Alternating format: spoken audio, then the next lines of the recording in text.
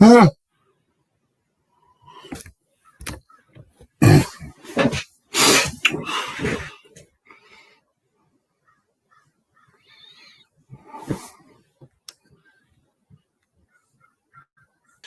think if I add mine, yeah, right now we have a lot of black up on the screen.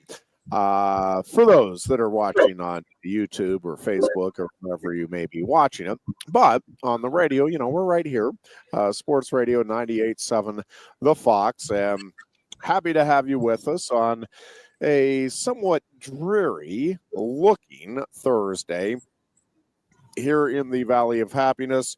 Dear Goon, how are we doing today with your Flyers sweatshirt and Philadelphia getting ready to complete the 2-game sweep of the big series? That's a beautiful thing to hear, buddy. Do you hear me all right? We're good? Yep, you're good. Yep. You're good. You don't look good, Ironhead. I don't know what's going on. I think this is the best I've looked in a while, actually. Yeah, that's true. You look really tan, man. Holy crap. Yeah. Yes, tonight, round 2 of the 2-game home and home with the Penguins, and this is playing for the toilet bowl between the two of them. Oh, yeah. I think the Penguins are just they're being flushed away is all that's happening now. Jeff, it breaks my heart. I know that it does. Very, very, very empathetic towards you, and I have a lot of sympathy for my Penguin fans. At least they were in it for almost half of a period on Tuesday night in Philadelphia. We'll see what happens. Maybe the Penguins. It was only 6-1. Relax. It wasn't that bad. They just we need to get this season over with. Is what really needs to happen. At this point, it has been very, very frustrating and very disappointing from the Penguins' perspective here in the 2024-2025 campaign. Goon, I wanted to start the show. I mean, that's bad news, but really bad news that we got with Lou Prado, who, for those that, well, first of all, if you don't know, he passed away. And if you didn't know who he was, Lou was just kind of the ultimate Penn State friend.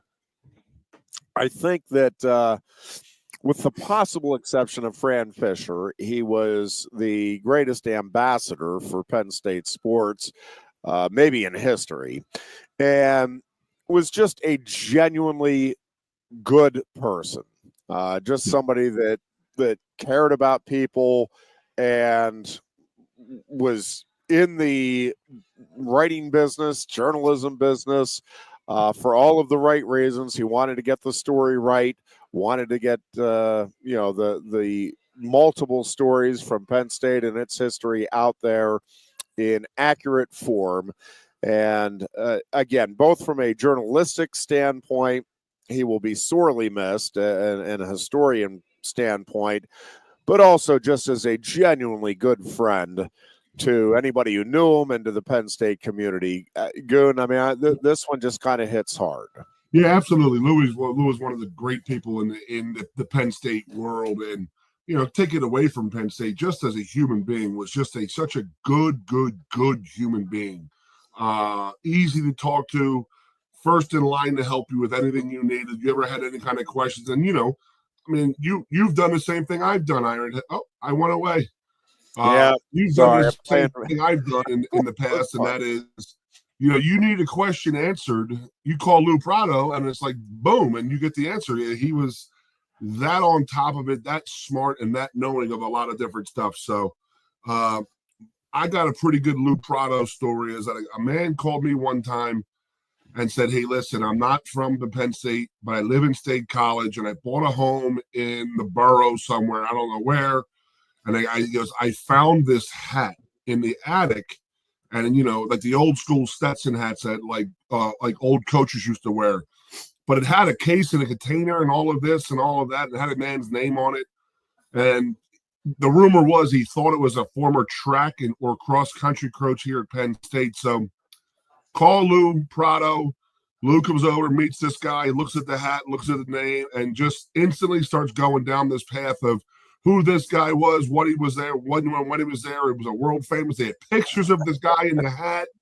Yep. So I believe the man donated it towards the All Sports Museum is one of those things that, a historic thing from Penn State's past. But that's the kind of guy he was. I mean, you could call with any favor, and he was going to just be the first person saying, yes, I'll be there. I'll take care of it. Him and his wife, Carol, were just an absolute one of those couples that you look at. I looked at 10, 12 years ago when I got married, and I'm sure you do too, Jeff, and you and Marissa, and you say, I hope and I pray that one day that is me and my wife, and how much they loved each other and how much they enjoyed spending time together. So, thoughts and prayers go out to Carol, the family and all, but Louis was just such a great, great guy and a good man. And it was a shocking loss because I had heard nothing, health-wise, and I don't know the story. I've been away, but just a good, good man.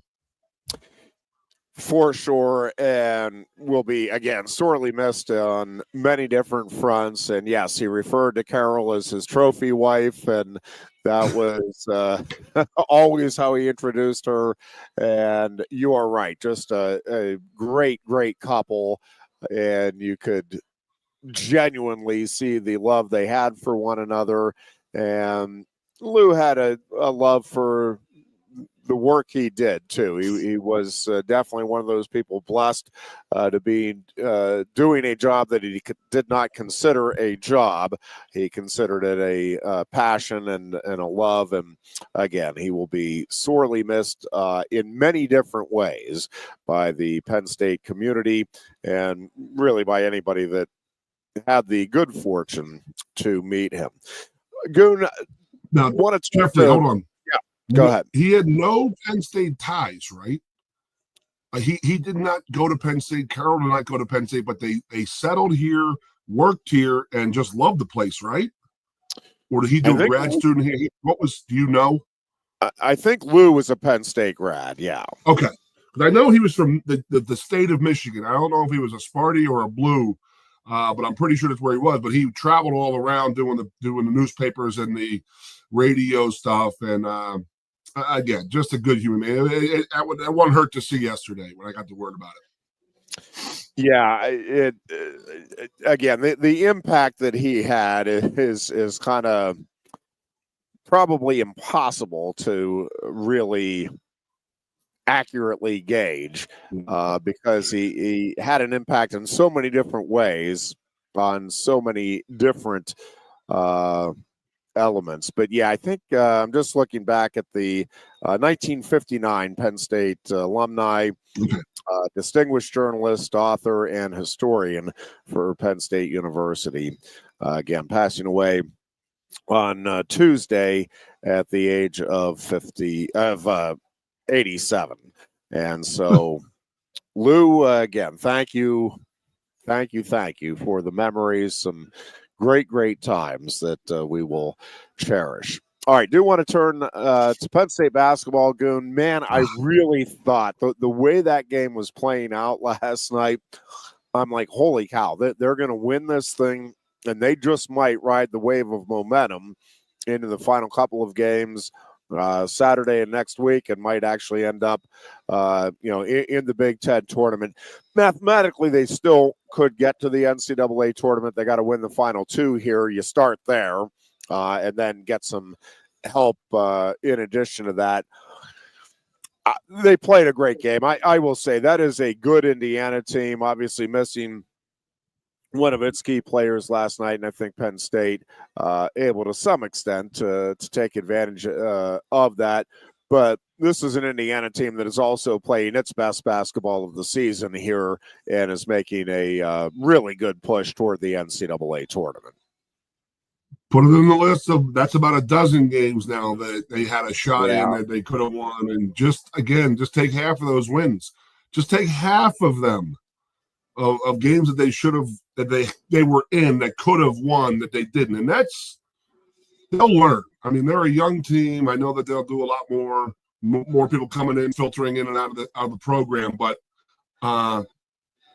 you got to start winning some of them eventually, and then that becomes the attitude you guys have. And it was just like one of those yet another frustrating game watching Penn State basketball in the 2025 season, because that was pretty much par for the course. I mean, they were up, they were down, they come back, they're up again, they go down, and they're fighting tooth and nail. And then, damn, it just, they had a shot. They just could not close the door. They couldn't finish the deal. And that seems to be the overlying, what this team will be remembered for this year is just being there in all these games, because there hasn't been many blowouts. I mean, I know that the West Coast trip was bad for them. But other than that, there were so many games that they were in and they were involved in, and they had a chance to win, and it just didn't happen. And that's what we got to work on in the offseason. I know Mike will go crazy about it. He'll hammer it home to these guys. They need to finish, and every drill that they're going to do in the offseason, every workout, every shot that they take, he's going to be drilling into their heads. Finish, finish, finish, finish. Yeah. Tough, because again, I think that they played well enough to pull it out. I do think, home court advantage played a role there for Indiana.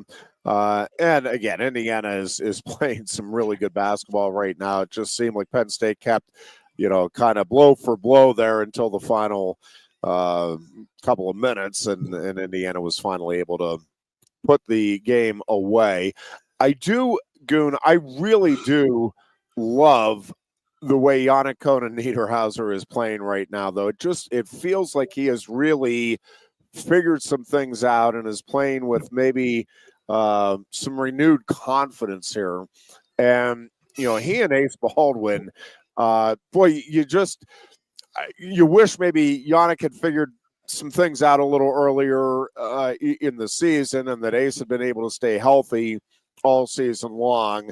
And obviously it would help to still have Puff Johnson in there as well, and all of the would have, could have, should haves. But it is nice to see Niederhauser stepping up the way he is.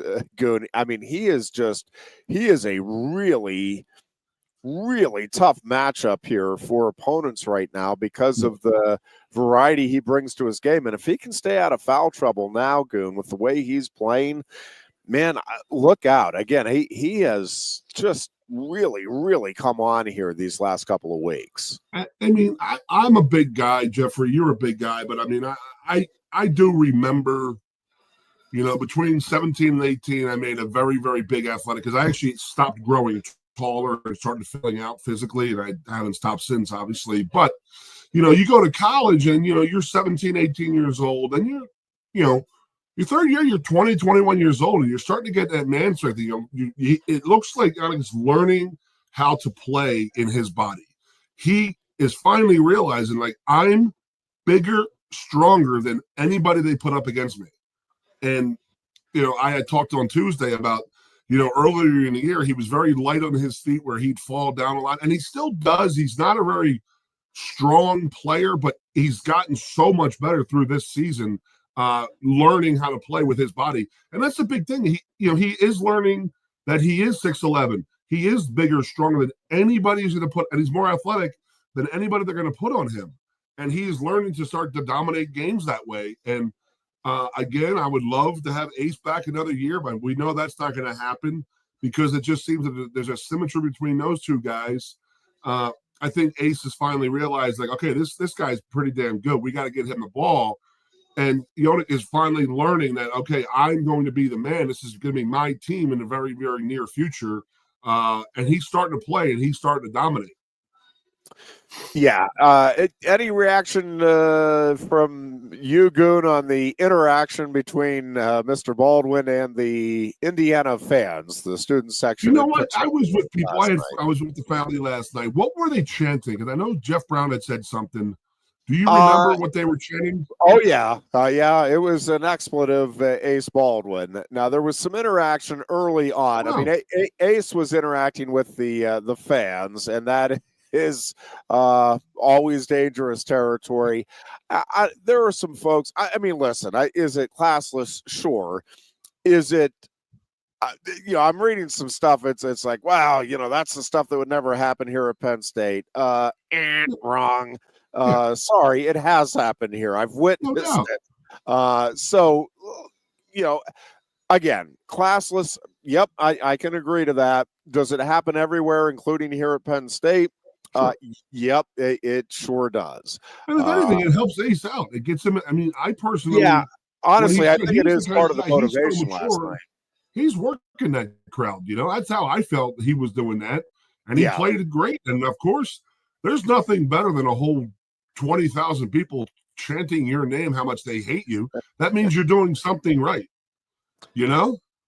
Yeah, that's kind of my take. I mean, I don't know. Again, I don't think it's a great look for Indiana or for college basketball. I don't think this is quite as atypical as some are making it out to be. Maybe getting the entire felt like the entire arena, maybe the entire student section, chanting an expletive, and then maybe the expletive, and then player's name. I don't know.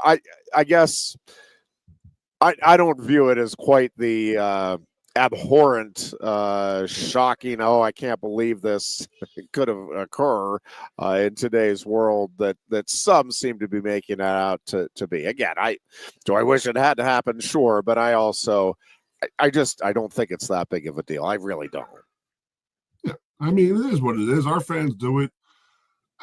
I mean, yeah, you think that you hold that Indiana, like they have that aura about them that they are above and they're very classy and very, Midwestern-y. But you know what? I got no problem with it. We're all adults. I mean, I know if your son was there, you'd be upset a little bit, and rightfully so with that kind of language. For but sure. it is, it is a fun part of the game. Yes, you don't want to hear that when you are a parent of somebody young in the crowd who's like, "Hey, Daddy, what does that mean?"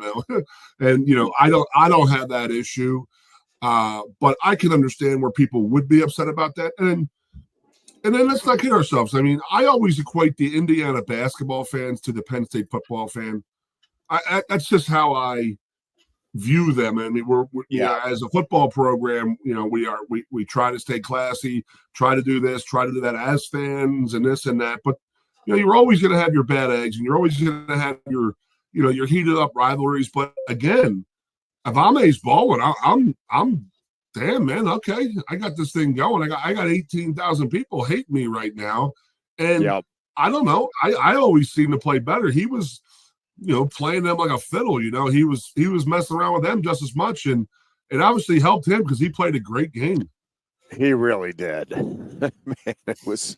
And I just, again, I go back to it. I just, I know Mike's a friend of mine and this and that, but Mike works his ass off, and these kids work their asses off, and you just wish that they had a little bit more success this season, because me and you in December were furious when the Big Ten coaches picked the last in the Big Ten, and we were like, "You got to be kidding me! They're so much better than this." And yeah, and then here we are, February 27th, almost winding down the season, 2 games left, and they're in last place, and it's tough to take. Yeah, just for the record, second to last place, but yes, sorry, I apologize.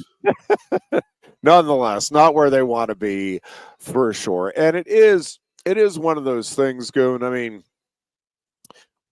we'll see how it plays out, but it sure feels right now like that Penn State is going to be one of the 3 not making the Big Ten tournament, and that there is a little extra kind of pain that comes with that. I think, Goon, like that, to not make your conference tournament. I mean, that hasn't even been a thing that was possible before, but in that first year, like it's a little bit of a stigma around a program that doesn't need any more stigmas around it. And I think Mike Rhodes will shake all of this off in fairly short order. But man, it just, in the moment here, it just stinks because this team was good enough to certainly make the Big Ten tournament. Again, I think that the talent, when fully healthy, this team had NCAA tournament talent on it. And I think that was rightfully the expectation within the program, certainly for the season. And to have that be the expectation and then not be even one of the top 15 teams in your 18-team conference. I mean, it stinks. There's just no way around it. It is it hurts. It hurt. Definitely hurts. But what does that lead us into, Jeffrey? Well, the excitement of college hockey this weekend coming into State College.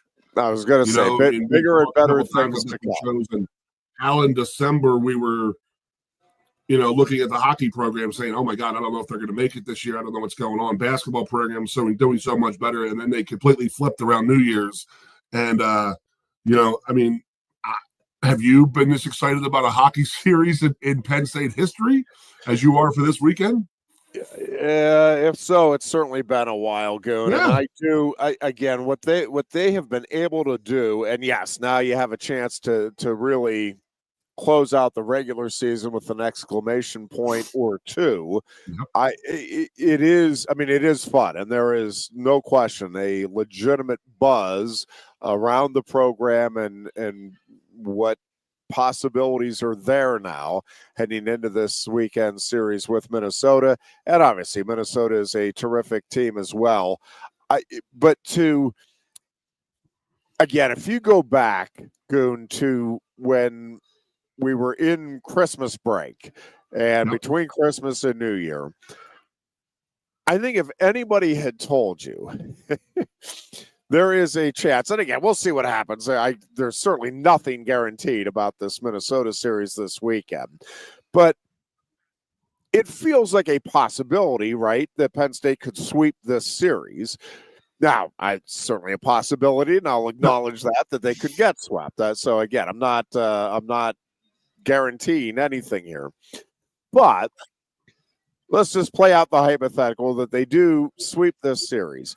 If somebody had told me between Christmas and New Year's, listen, Penn State is going to be this hockey team this year is going to be a top 15 team, and those two big series at the end of the year, they're going to get 5 of a possible 6 points at number 1 Michigan State, and then they'll turn around and let's even just say they get 4 or 5 of the possible 6 against Minnesota, not even all 6. Let's say they get 4 against Minnesota, which is now ranked 2nd in the country. Right, like you'd be looked at, I would have looked at you a little funny. It's like, well, are you meaning like next year, the following year, this team could do that? Because I would have bought that. Because there's young talent, and we talked about it even when they were struggling early. It's like, yep, they're going to be okay. It's just, this is just going to take a while. Well, a while was not nearly as long as most of us, I think, were projecting, because what this team has done this semester is just astounding. And again, if they can finish it off, Goon, with a win in regulation and just not a loss in regulation in the 2 games, this has got to go down as one of the great turnarounds in the history of college hockey. Now, I'm not as up to date on all of the historic standards in college hockey, but I can't imagine there have been many teams that have gone from 0-8 in conference play to not just a possible NCAA tournament team, but a team that, if it does get in, feels like a real threat here to go ahead and make a run toward winning the whole doggone thing. You and I are big enough hockey fans in the NHL that, the college hockey is awesome. I love watching it. I love getting involved with it because we are so close to it.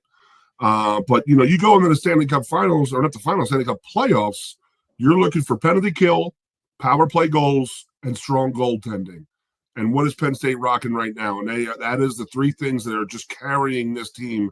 The goaltending is number 1. You can win any tournament when you got a goalie that's standing on his head, and then we have that going on right now. I'm watching that Michigan State game. Again, we go back to it. Michigan State was the number 1 team in the country as of last week. Now, the team we're playing this week is now the new number 1. But Sparty is a hell of a good team, and they could put a lot of rubber on the net, and he made everything look easy. Absolutely made everything look easy. So that right there in itself is an absolute okay. Well, we're ready to go here. With this strong goaltending right now that we have, and you get into the playoffs, just get them in. That's it. That's where you're at right now, and you get into the Big Ten tournament. You want to host a game, you want to host the opening round series and stuff like that, and go from there. And then the momentum that he has built, that guy has built with this team, and you've heard Alan and I talk about it before, Jeff. That Alan used to work over at Pagula, and he would tell me every year, he goes, Godowski is a master at getting this team peaking at the right time of the year. And he has these guys absolutely peaking right now. And then they're coming downhill at Minnesota this weekend. So, and then, if Minnesota can withstand it and come here and do what we had done to Michigan State last week, then, Minnesota might be making a run towards the NCAA. I mean, that's great that we're talking about, not just winning the Big Ten tournament, because, that's a real possibility, but winning the whole freaking thing, which is an amazing story in and itself. And I love talking about it. Right there with you. And again, what this team has been able to do and turn around, the way they have been able to turn it around is the stuff of potential legend. I mean, this is a team that could be talked about for generations to come, depending on how things finish up here this season. But what a special opportunity this weekend, final home series of the regular season against Minnesota on Friday and Saturday night.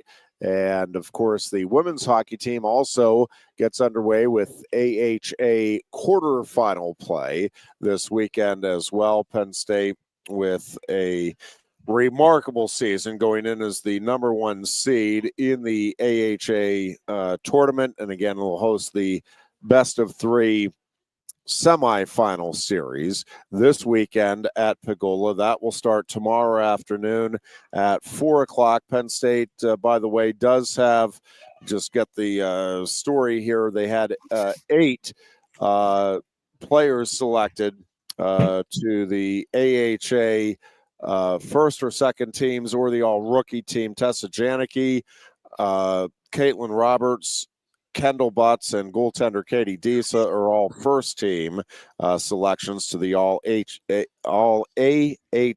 team. And then on the second team is Maddie Christian and Lindy Lobdell.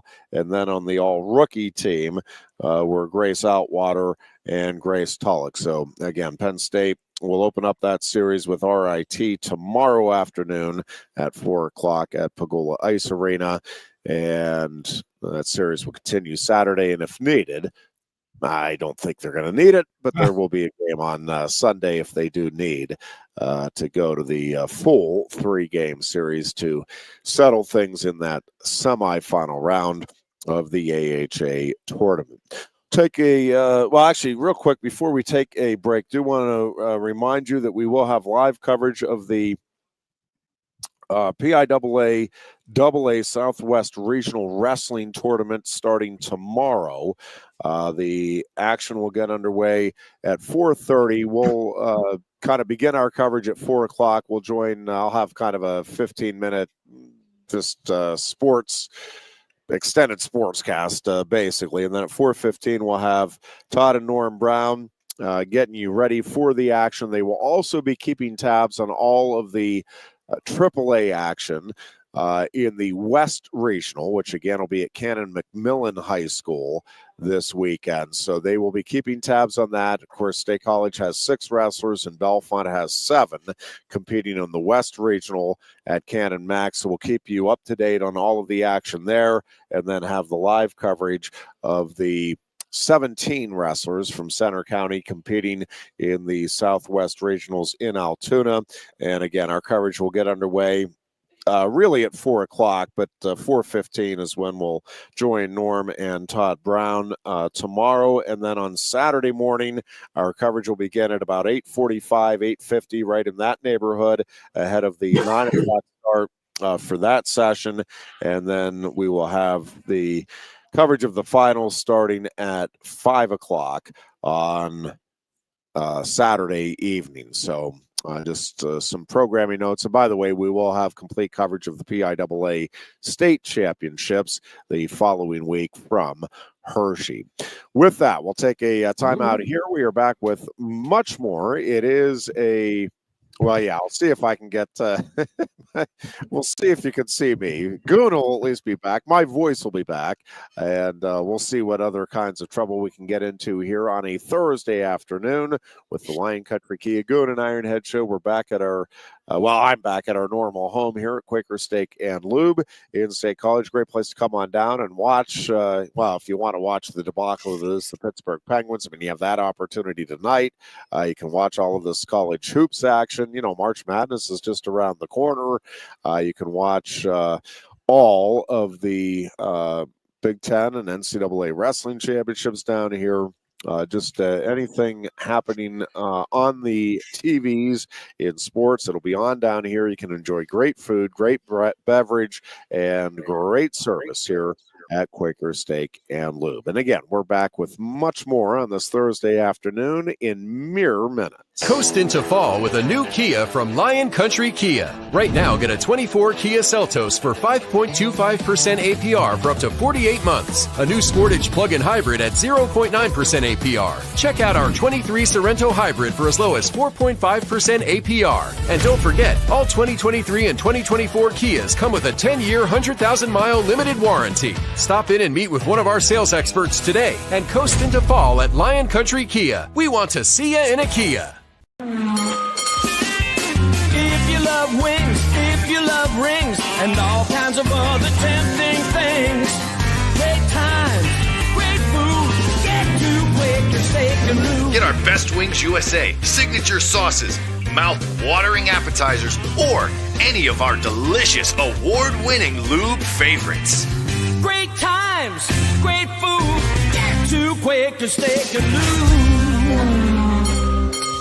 I'm the Modelo Recruiter, and I'm looking for fans with good hands and great speed.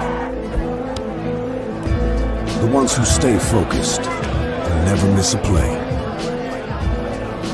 They go the distance on game day, even when their team is away. I'm always watching, always looking to reward more full-time fans. Because football isn't really football without you. A lot has changed about State College. One thing that hasn't is W.C. Clark's Coffee Roasters on 234 East Calder Way.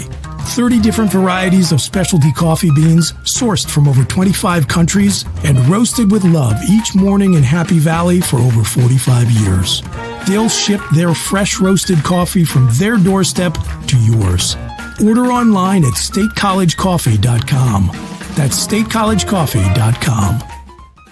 Two of the top names in local printing have combined to serve you better. King Printing of State College has merged with theprinters.com, forming one of the 400 largest printers in America. Combining traditional offset printing and digital workflow techniques, theprinters.com can print, assemble, package, and ship to anywhere in the world, all with the same high quality customers have known and trusted for over 50 years. Buy local and save. Get started today at theprinters.com.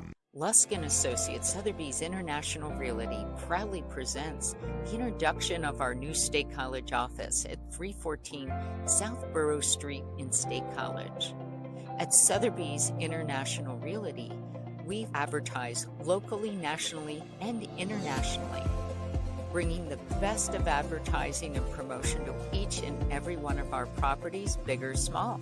Call now. With a Timber Kids savings account, you can start to save money, earn prizes, and teach your kids the value of savings. It's easy as 1, 2, 3. Building futures is what we do at TFCU. You really need to belong to a credit union. You belong at TFCU, Timberland Federal Credit Union, a credit union you can grow with. Get up and get going with the Happy Valleys 98.7 The Fox, the Goon and Ironhead.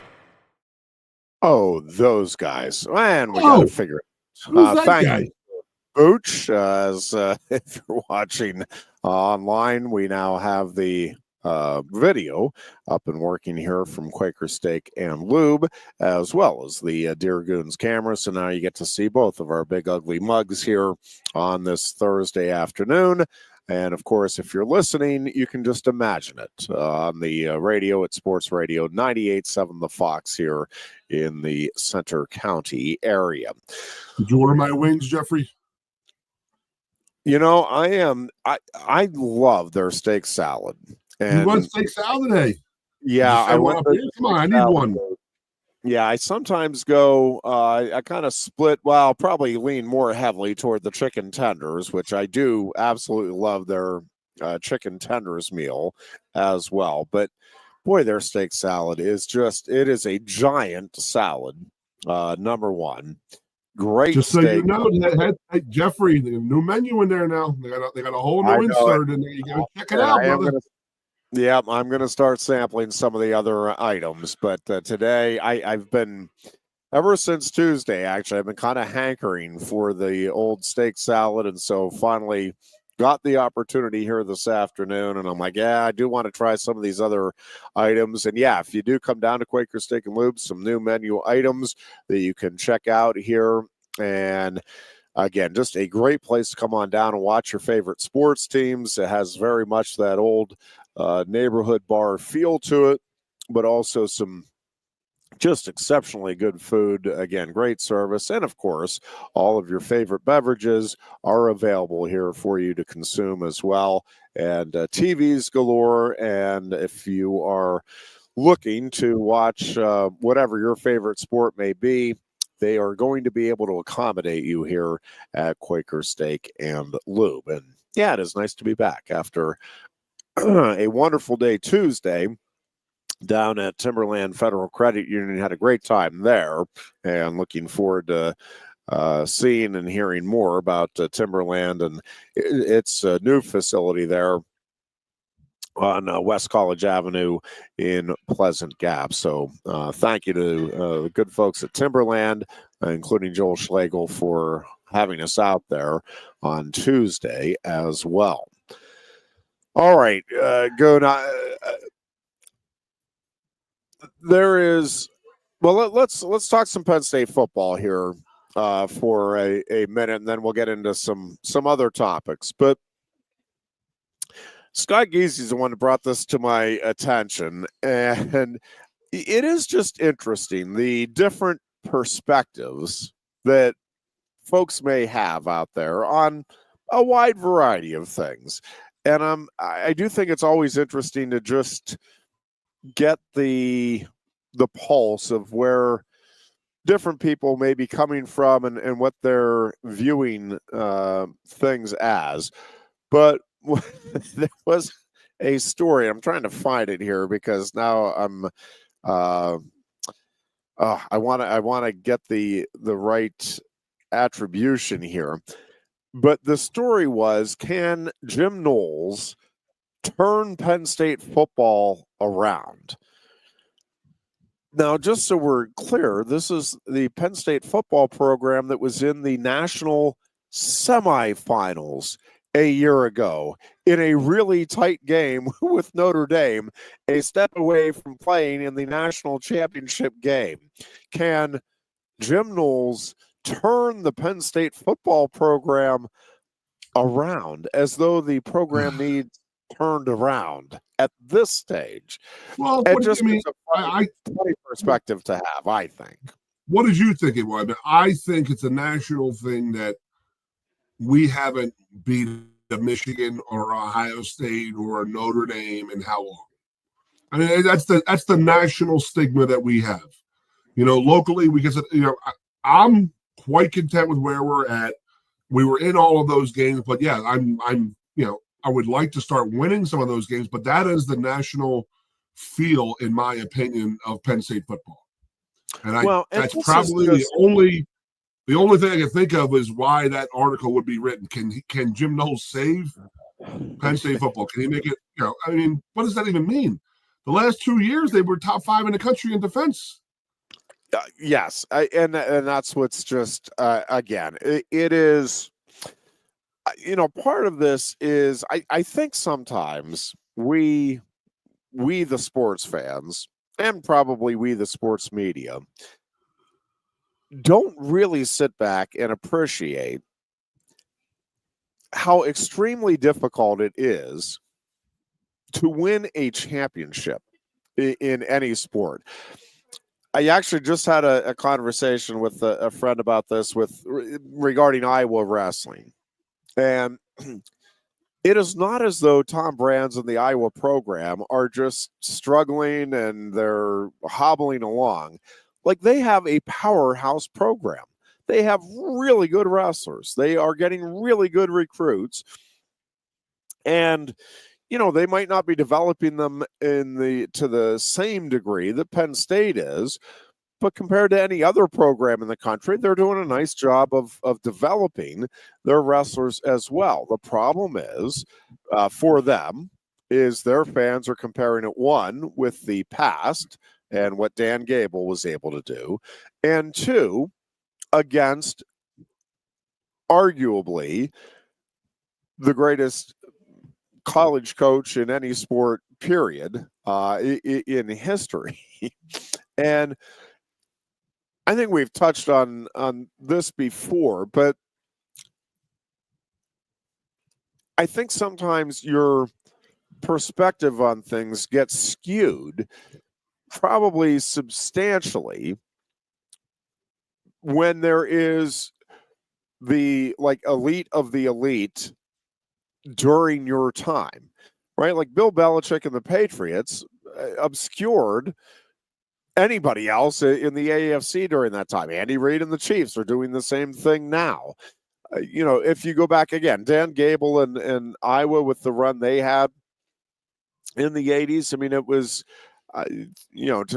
to compare any other program to that was probably a little unfair. And again, when you have a dynasty and you're one of the programs that's been used to being at the top in your respective sport, it's tough to take, right? And it's hard, I think, to put it in perspective.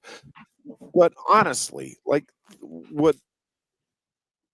I just think sometimes that perspective of how difficult it is to win a championship in any sport, anytime, and then you got a team or an organization that starts doing it repeatedly. It's like, well, this team's doing it. Well, yeah, but that's the one team that's doing it. That's the issue, is you don't have a bunch of programs winning championships every year. It's one each year. And if you get, you happen to be in the wrong era in a particular sport, UConn basketball, when it was rolling under Gino Auriemma, there were some other really good women's teams. They just weren't Connecticut. They didn't have the star power and the depth that those UConn teams did.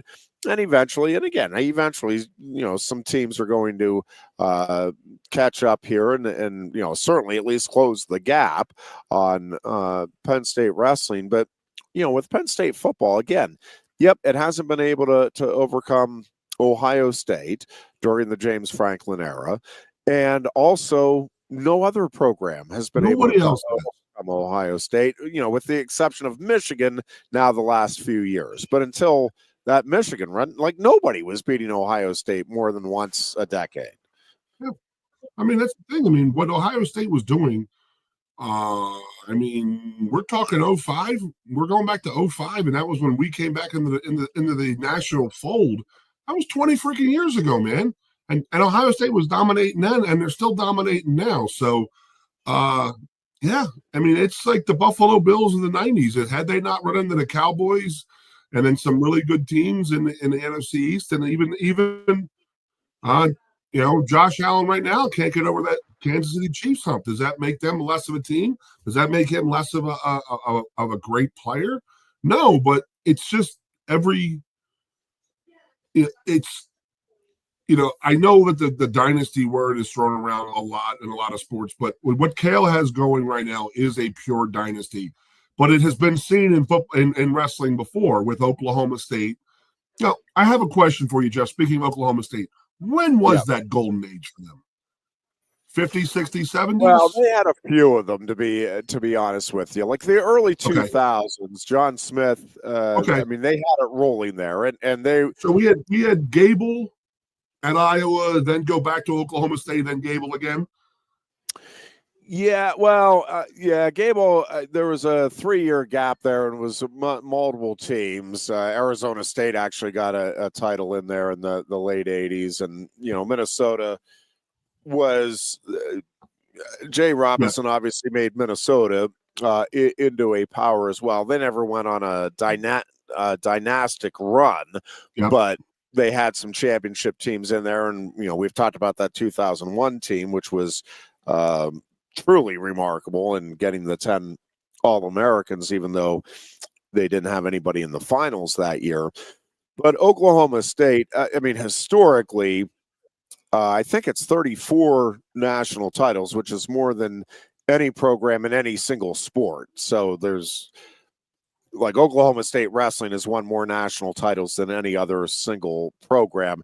Again, not just in wrestling, in any sport. No program has won that many national championships. And again, you go, they've had several different runs over the course of the decades, but the most recent was under John Smith. And again, it can change quickly because Oklahoma State, I mean, there were stories being written because they won 5 straight, and it's like, man, is anybody ever going to be able to knock them off? And then they got knocked off, and then they haven't won a championship since. Now, they've been obviously had some very good teams and have been very competitive, and we'll see whether David Taylor can get them over the hump or not. We didn't really talk about that Oklahoma State Iowa dual meet much. It was an interesting duel in a lot of different ways, and I think that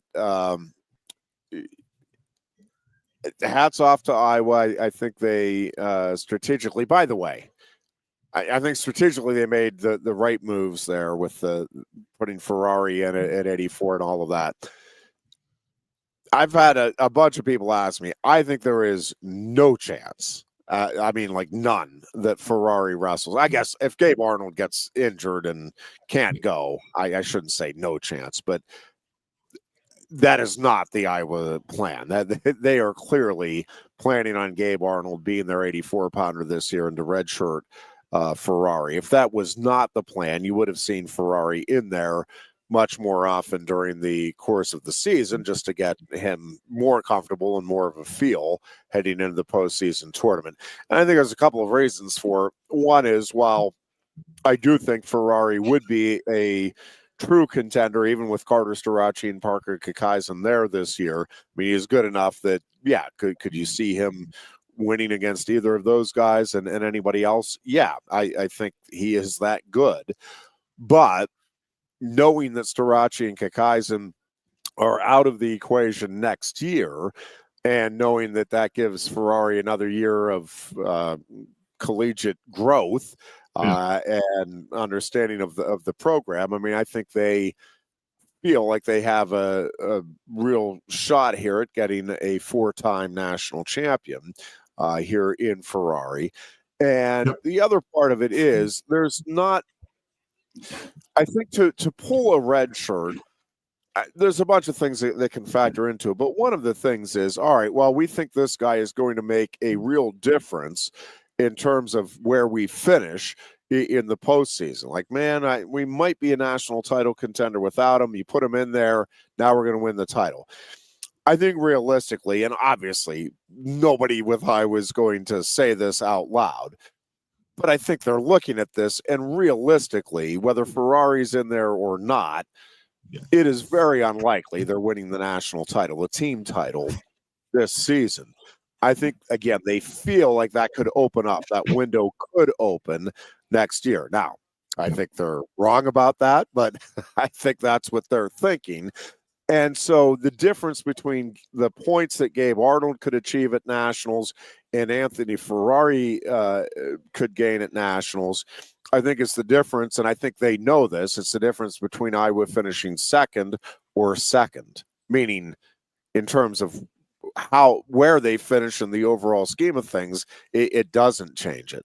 And so, and again, they're not guaranteed second, but I think to me, they are the favorites to finish as the runner-up. Yeah. And the point difference there between Arnold and Ferrari, I think you're probably looking at a point differential of 5 or 6 at the most in terms of added points with Ferrari in there over Arnold. And I just don't think that's I don't think it makes sense for them mathematically, given again the other parts of the equation where we have a special talent and we think individually he could do something really special here over the course of the next 4 years after this season. Yeah, and then we talked about this on Tuesday, and that is that why would you wrestle Ferrari? Why would you not save him for the next 4 years and have?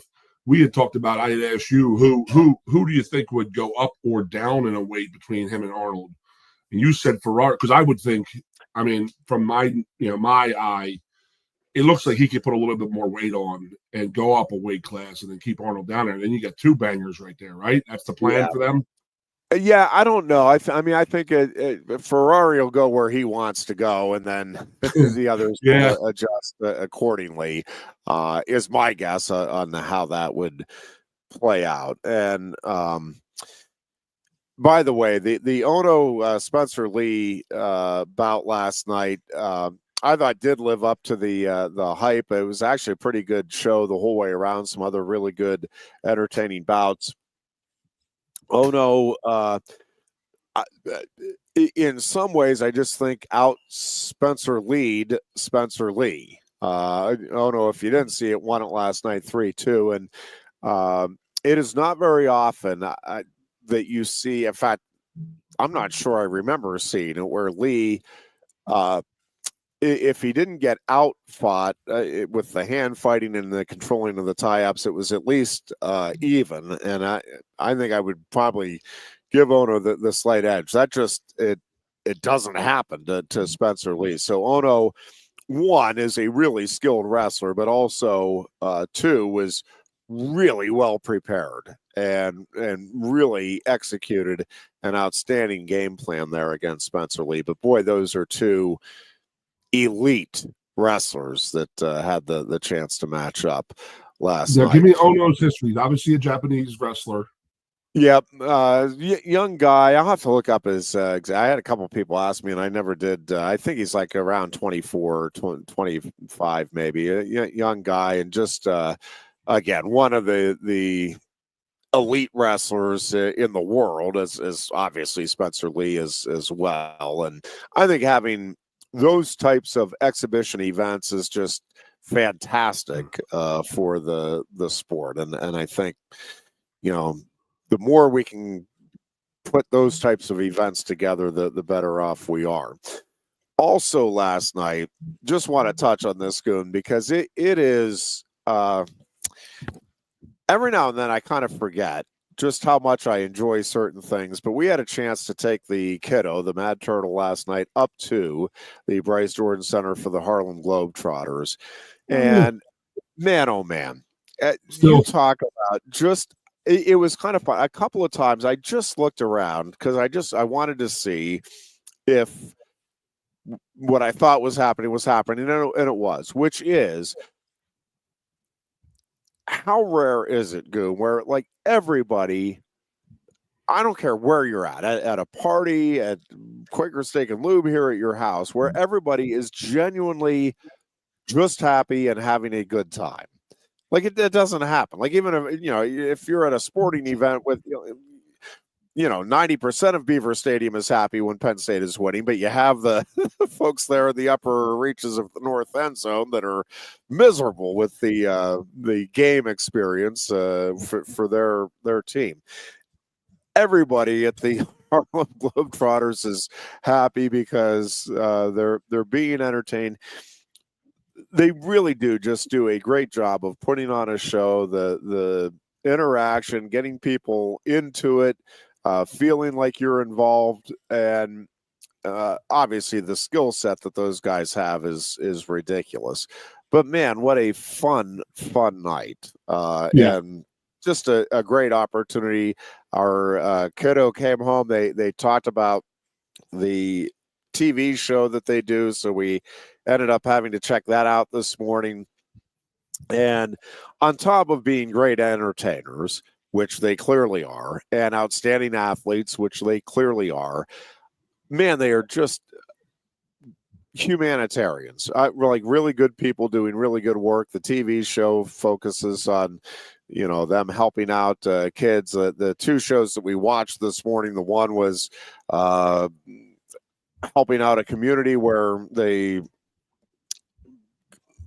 built a new basketball court for the community to use, and really colorful, and the adjustable hoops so that you could have, 5 and 6 year olds going there and having fun, and then jack it up a little bit later, and teens or older folks using it. And then the other one that they had was this kid who was getting bullied at school, went to a Harlem Globetrotters game, and the mom said, man, it was just nice to have, a couple of hours where he was just smiling, just having fun. And he was, having a really tough time at school. Well, the one Globetrotter ended up going to the school and doing a little bit of a show and tell, but part of the theme was, anti-bullying and, the importance of being inclusive and helping others out.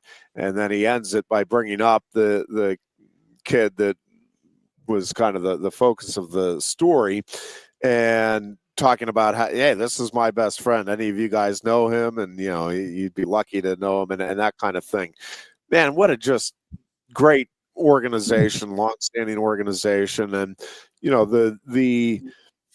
the other thing that stood out to me is there are certainly some things there that are just time tested, and they are standard, and you go to the Globetrotters and the bucket's coming at some point during the show, and that still does.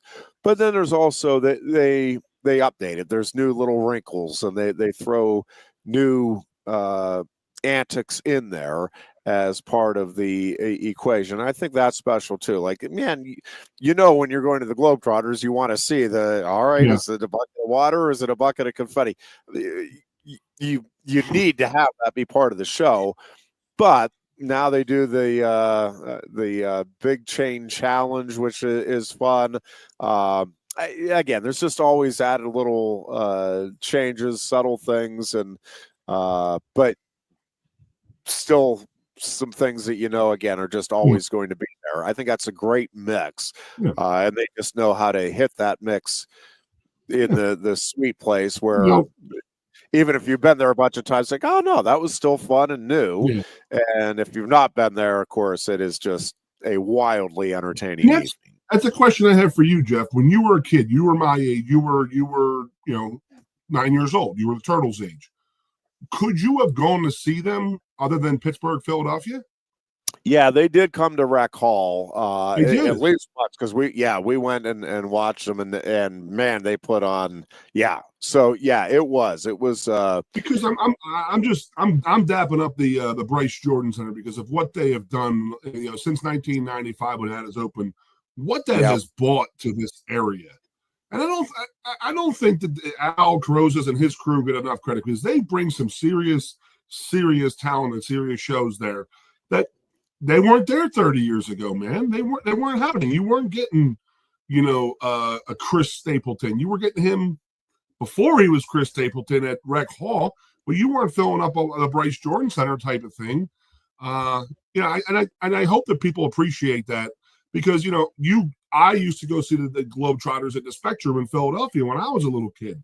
And the fact that the Turtle could just go 10 minutes down the road from his house and watch that is great. It's outstanding, and it's very cool for our town, our in society, because the Harlem Globetrotters, they're like one of those world renowned things that, like, it's Americana.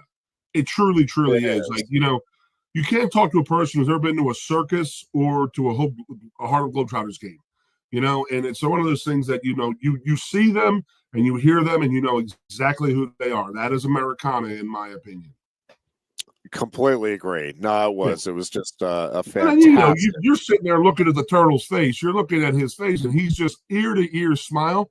Dude, come on. It's nothing better in the whole freaking world than that. There's Yeah. nothing. I don't even have kids, you know. And it's just like to see the joy on a child's face and then you hear they're laughing, and there's no better sound in the whole world. I could not agree more. And it was just an evening that did the heart good, man. It was just nice to see it and to be able to appreciate what they are able to offer. We'll take a break here. We've got another hour coming up. Lots of trouble that we can get into. Let's see what we get into when we come back. It is the Lion Country Kia Goon and Ironhead show here on Sports Radio 98.7 The Fox. Coast into fall with a new Kia from Lion Country Kia. Right now, get a 24 Kia Seltos for 5.25% APR for up to 48 months. A new Sportage plug-in hybrid at 0.9% APR. Check out our 23 Sorento hybrid for as low as 4.5% APR. And don't forget, all 2023 and 2024 Kias come with a 10-year, 100,000-mile limited warranty. Stop in and meet with one of our sales experts today and coast into fall at Lion Country Kia. We want to see you in a Kia. If you love wings, if you love rings, and all kinds of other tempting things, great times, great food, get to Quaker Steak Lube. Get our Best Wings USA, signature sauces, mouth-watering appetizers, or any of our delicious award-winning lube favorites. Great times, great food, get to Quaker Steak Lube. I'm the Modelo Recruiter, and I'm looking for fans with good hands and great speed. The ones who stay focused and never miss a play. They go the distance on game day, even when their team is away. I'm always watching, always looking to reward more full-time fans. Because football isn't really football without you. A lot has changed about State College. One thing that hasn't is W.C. Clark's Coffee Roasters on 234 East Calder Way. 30 different varieties of specialty coffee beans sourced from over 25 countries and roasted with love each morning in Happy Valley for over 45 years. They'll ship their fresh roasted coffee from their doorstep to yours. Order online at statecollegecoffee.com. That's statecollegecoffee.com. Two of the top names in local printing have combined to serve you better. King Printing of State College has merged with theprinters.com, forming one of the 400 largest printers in America. Combining traditional offset printing and digital workflow techniques, theprinters.com can print, assemble, package, and ship to anywhere in the world, all with the same high quality customers have known and trusted for over 50 years. Buy local and save. Get started today at theprinters.com. Lusk & Associates Sotheby's International Realty proudly presents the introduction of our new State College office at 314 South Borough Street in State College. At Sotheby's International Realty, we advertise locally, nationally, and internationally, bringing the best of advertising and promotion to each and every one of our properties, big or small. Call now. With a Timber Kids savings account, you can start to save money, earn prizes, and teach your kids the value of savings. It's easy as 1, 2, 3. Building futures is what we do at TFCU. You really need to belong to a credit union. You belong at TFCU, Timberland Federal Credit Union, a credit union you can grow with. WFXX, once again, The Fox, your sports radio. Broadcasting live, loud and proud from Central PA's Sports Authority, WFXS America. 98.7, The Fox, State College, the Goon and Ironhead.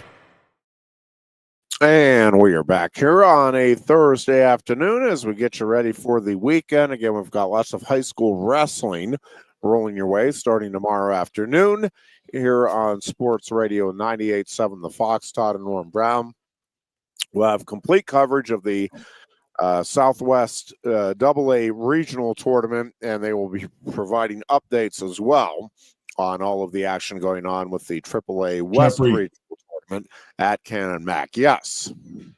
What do you mean Southwest? As in like from State College through Pittsburgh, or is that two different tournaments here? No, Southwest Regional Tournament, which will be in Altoona, which is AA, one of the regionals where you qualify for states. And then the West Regional is kind of new here for AAA.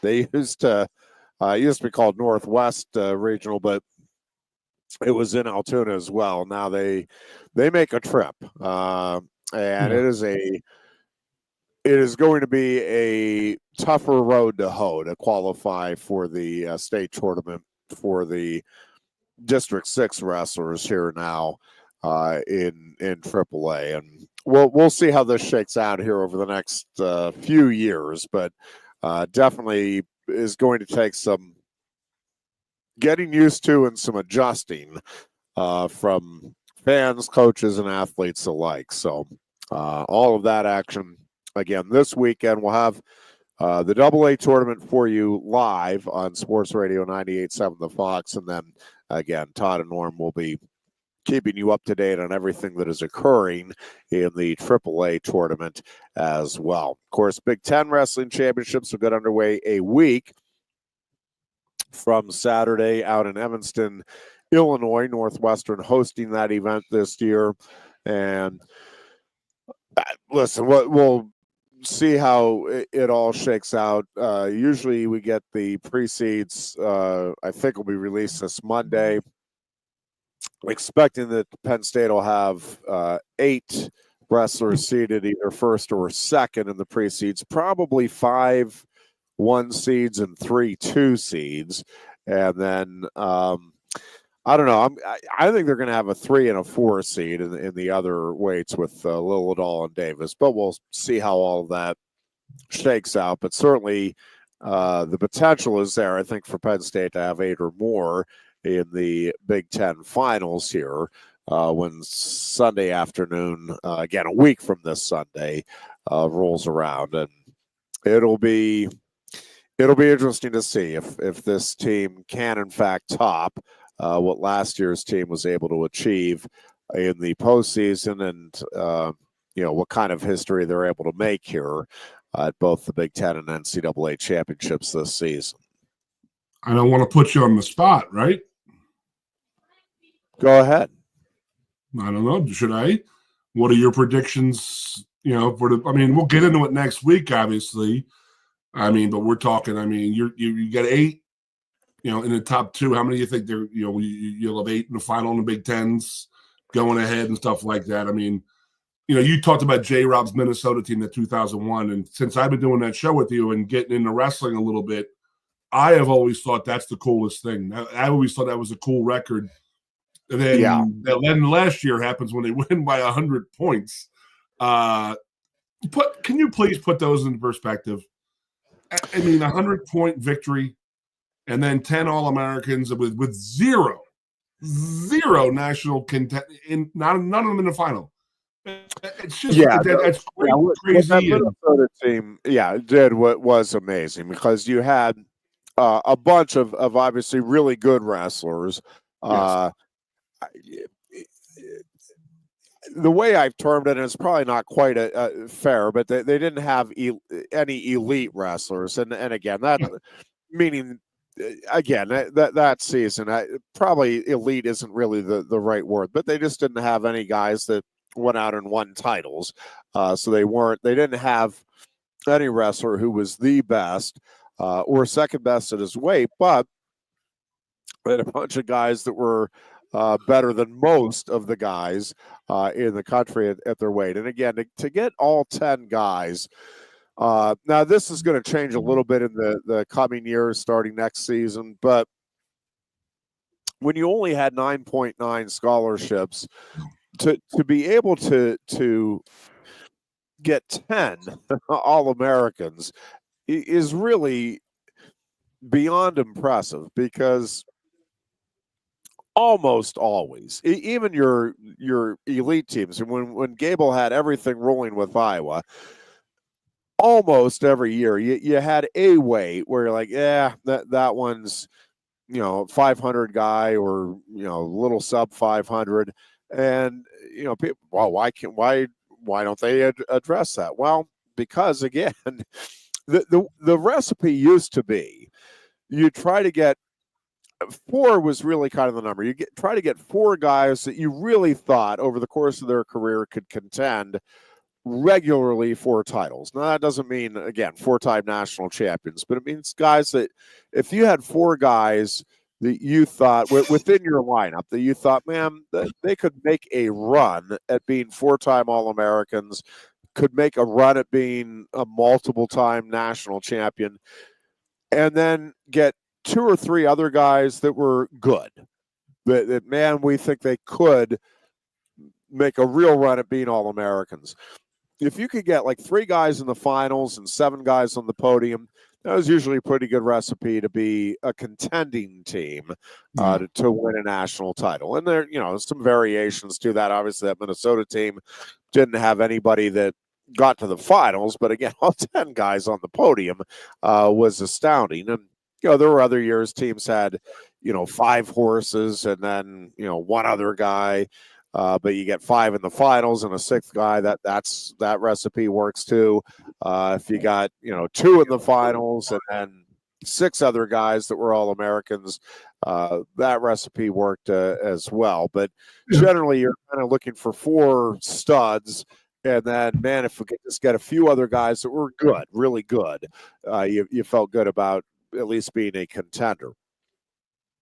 Now, again, with the scholarship changes and everything else, I'm not sure how this is all going to play out now. But what Penn State had last year was 10 legitimate contenders. Now, they didn't obviously get 10 on the podium, but they had a shot at that going into the postseason. And I think certainly this year, we'll see how the Big Ten tournament plays out. But, they have all 10 guys are ranked in the top 8 nationally in the Intermat rankings.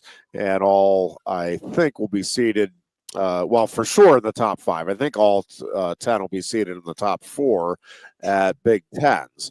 Now, you got to go out and do it, and Penn State's track record of doing it has been very good under Cael Sanderson, but, until it's actually achieved, you don't know. But, yeah, good.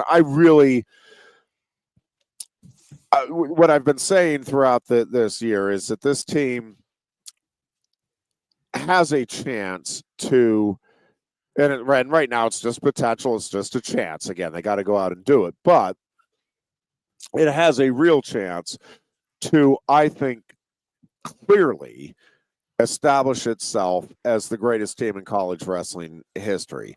Last year's team, I would argue, it was the greatest team we've seen in history, but it's debatable. Again, all right, Ironhead, you're using the metric of most points at the NCAA tournament. Or, you could be using, what, Minnesota in 2001, still the greatest team because that was a team, man. They had 10 All-Americans. There's been other teams where, 5 national champions like that. That's really, that's the standard for great teams. What this team has a chance to do, and again, for all of the accolades and all of the things that it's earned to this point, going out and doing this is still going to take something really special. But what this team has a chance to do, it has completed an undefeated regular season to be up for consideration of greatest team ever. That's step 1. You have to be an undefeated dual meet team. Or I think it's hard to make an argument that you're the greatest team ever. You could say maybe greatest tournament team still if you go out and have a great, postseason. But I think difficult to make the argument that, man, this is the greatest team ever if you have a dual loss. So step 1, got to get through the dual season undefeated.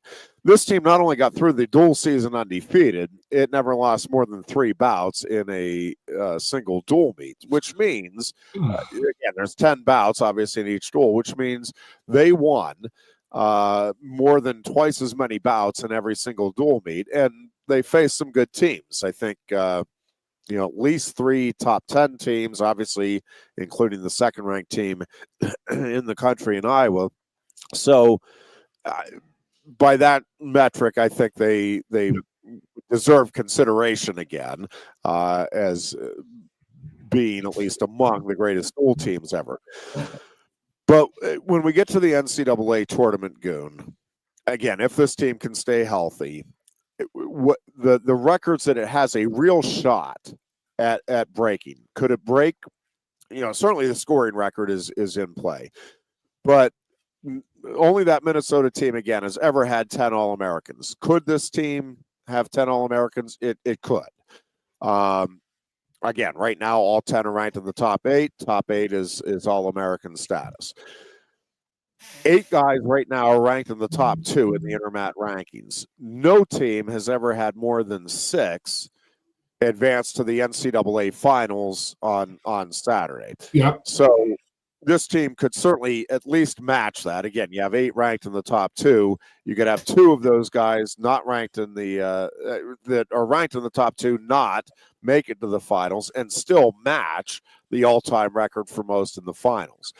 The record for most national champions in a given season is 5.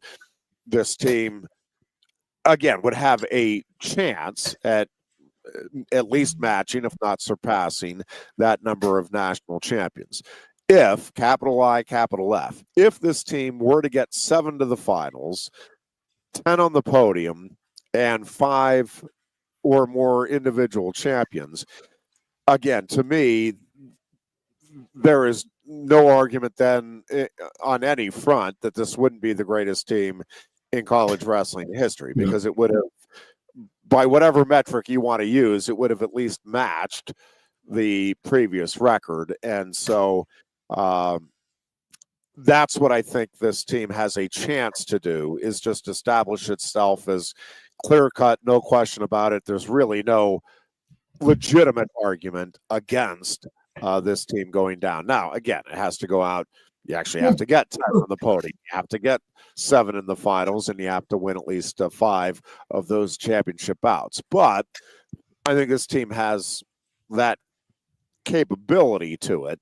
Now, there's a lot of teams, a lot of really good wrestlers, a lot of really good coaches that are working really hard to make sure that doesn't happen. And I don't mean that they're out to get Penn State. I mean, they're out to they want their guys to be national champions. They want their guys to knock off, Penn Staters and anybody else in their way. And, there's a lot of guys at a lot of weights that are certainly capable of doing just that. But it is special stuff to even be talking about that possibility at this stage of the season, and be talking about it as a real possibility. I mean, it's not just a pipe dream. That's a real. They got a real shot at it. Yeah, you're not talking about something like the 10 All-Americans. It could. We're not talking about Pitt's national titles in 1906 through 30. Yeah, I got you. Yeah, I'm with you. It's unbelievable. I mean, as like the new guy in the wrestling, I've gone to the last 7 national titles, national events, and stuff like that. And the first thing I notice is that they honor the living crap out of their 4-time national champions. Yeah. And we got a guy going for a 5th. Now, do you think, or is there any kind of buzz or talk like that's going to be a whole different precedence being set, or he is going to get lumped into that undefeated national championship crew or 4-time title crew? Listen, I mean, it is going to be a very special asterisk, right? Because nobody else obviously had the good asterisk. Yeah, nobody else had the chance to go for a 5th title. None of the other 4-timers had a 5th year that they could go out and try to win it.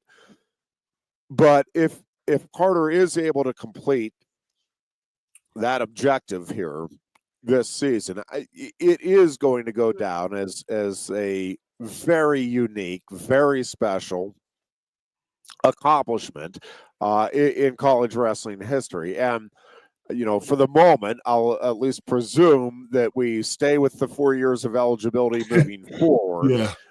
And if that we don't know the answer to that one anymore. That's changing on a weekly basis. Yeah. But if that is the case, again, it is going to go down as a singularly spectacular accomplishment. And again, understood by everybody that none of the other guys had the opportunity.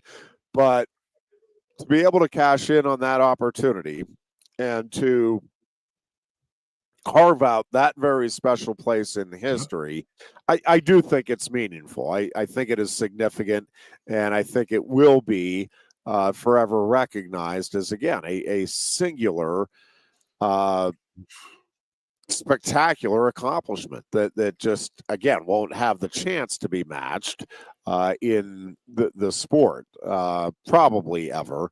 Again, depending on how everything shakes out, and I don't pretend to know how the courts are going to roll in terms of whether athletes moving forward are going to be able to get more than 4 years of eligibility collegiately. But if you presume for the moment that stays intact as is, again, this will be something that nobody else will have a chance to match, and so it will be one of those things that will be talked about forever. Man, that guy had an opportunity to do something that nobody else did, and he did it.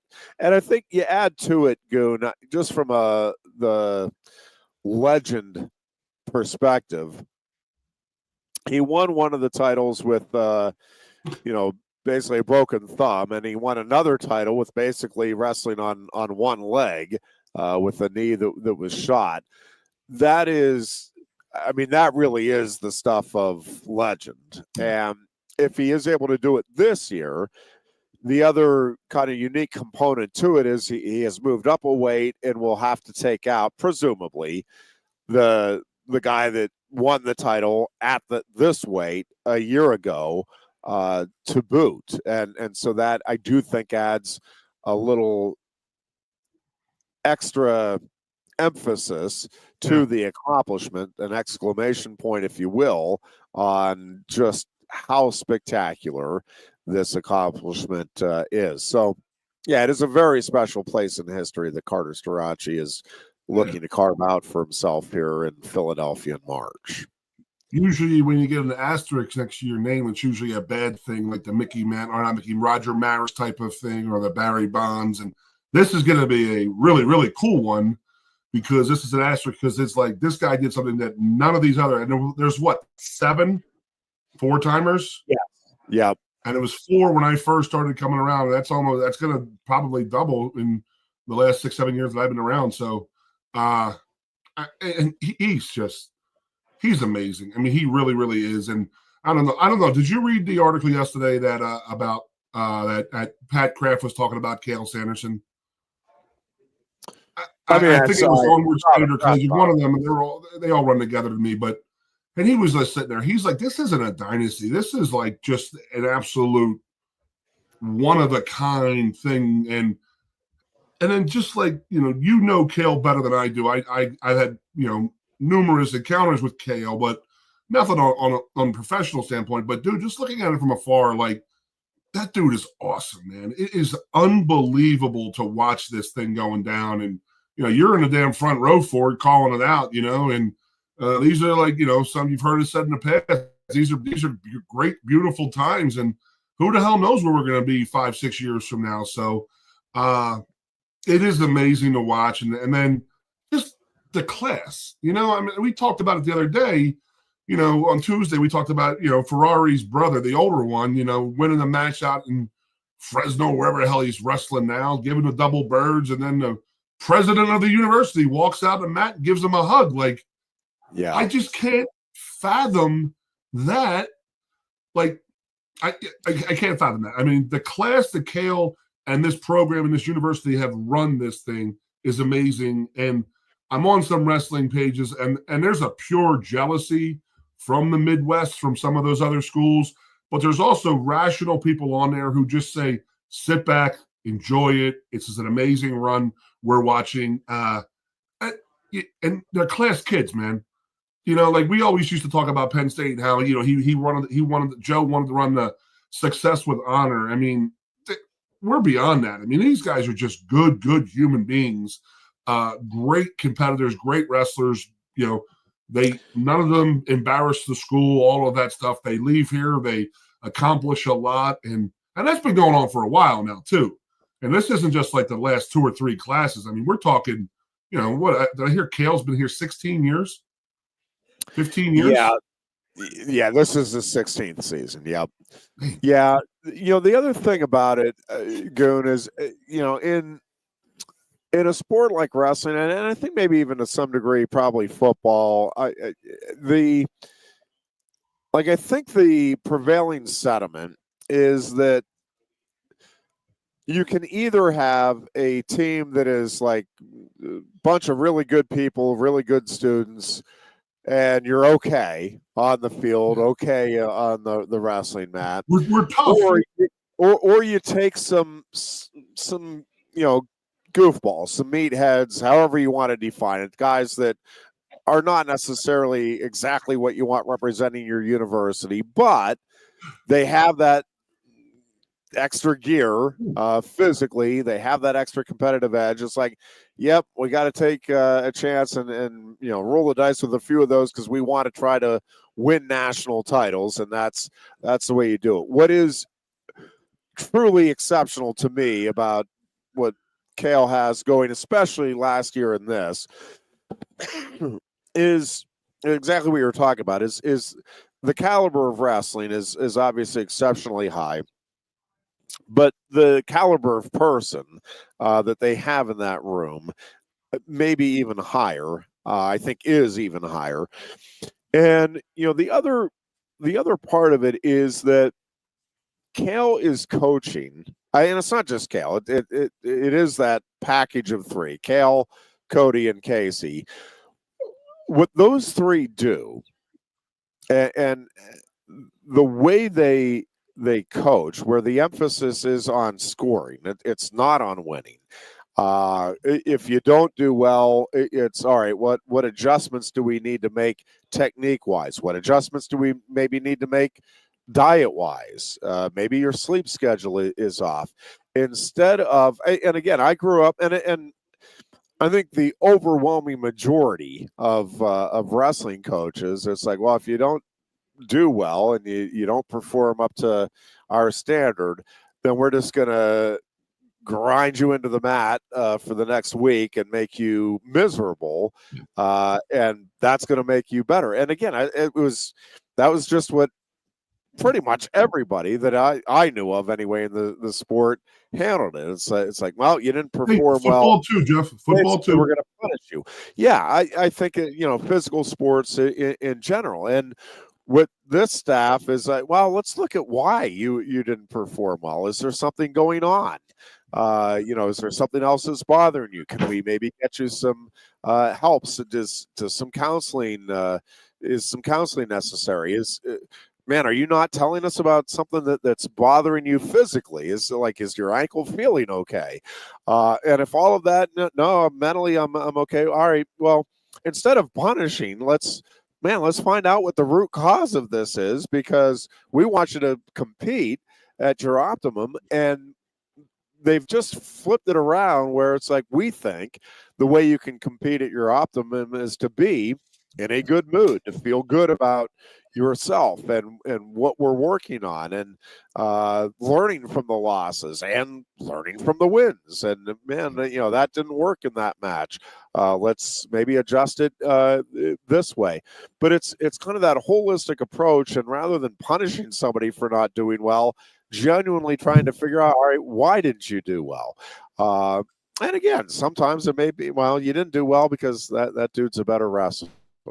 He's physically more gifted. Now, again, the other thing that Cale and the staff does obviously exceptionally well is recruit elite wrestlers who have the elite mindset and all of that. But even with those guys, again, like everybody, we all have issues, things that come up that get into our head, or physical issues that this never bothered me before, but now in practice I keep getting my shoulder tweaked, or my neck's bothering me, or whatever it might be.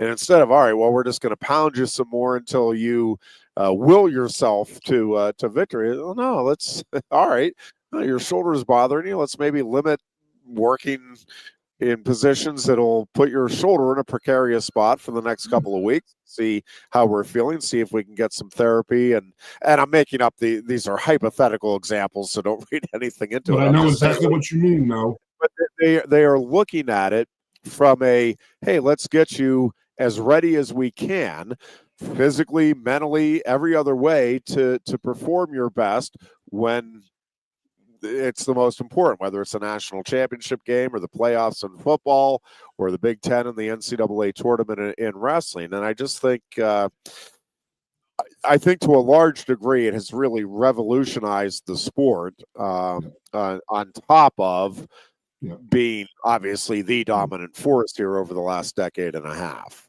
And I'll chime in on this from the football angle of this.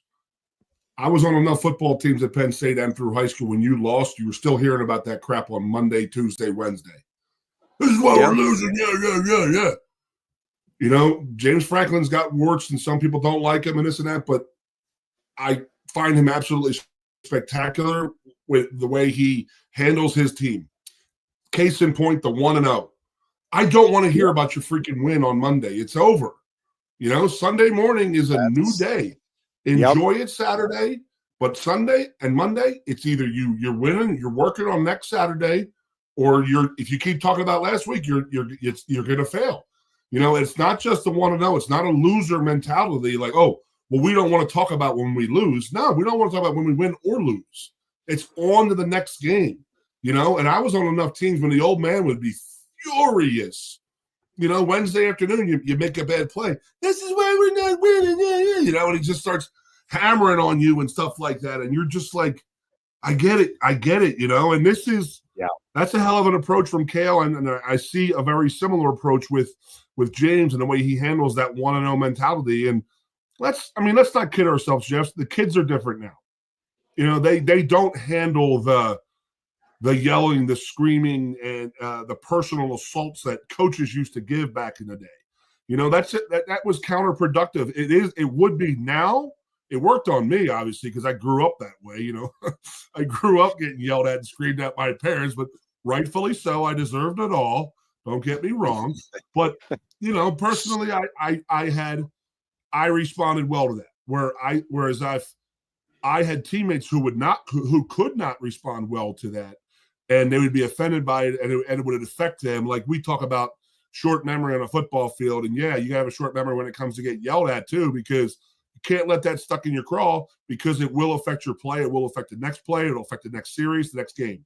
So, yeah, there's a lot of ways to skin a cat, and I'm happy with the way we're doing it. And you know, hearing the way Kale and how Kale speaks to people, and you see how his wrestlers are and how they respond it's damn awesome. It's very awesome. No, it is. It's very impressive, and at least from what I've seen, it's unprecedented in terms of the approach that they have taken. And you know, I think they've set a new precedent. Gable. I mean, Gable was a grinder. He just knew, okay, I lost. I got to go work 10 times harder, you know? And he ran his teams like that. I mean, you see, you know, the Brands brothers too. You know, I'm not a wrestling connoisseur, but I mean, I tell you, you see late, like, wrestling, like, losses and stuff, it's usually an Iowa guy who's losing it. And I don't know if it's a conditioning thing. I don't know if it's they've completely worn themselves out mentally. They're so churned up and they just blow themselves out. Like you're talking about Spencer Lee early. Spencer Lee at the Nationals last year, right? With Mommy breaking the glasses in half and stuff. I mean, he should have walked away with that medal. Yeah, I do think there's a bunch of things, obviously, that play into success or lack thereof. One of the things that I do think in wrestling and probably in football too is it is a physically and mentally demanding sport, and I do think you have to figure out downtime.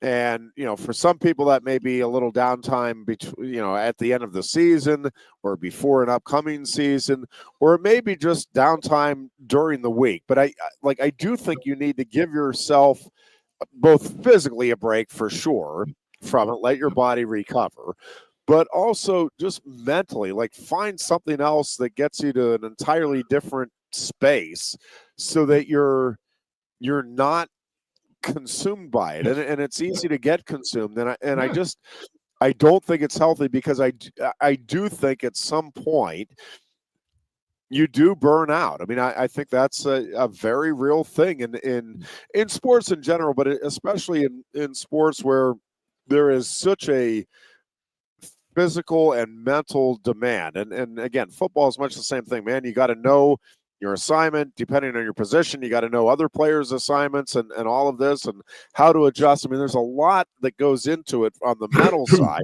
to say nothing of the confidence and, I mean, all of the mental components just to be out there and to be ready to compete. And then, again, physically, in both sports, but football and wrestling, it is your body is getting beat up. Right. Like, I mean, it's just inevitable. You go out there and, I think I make the comment every year. You could probably loop them together if somebody has from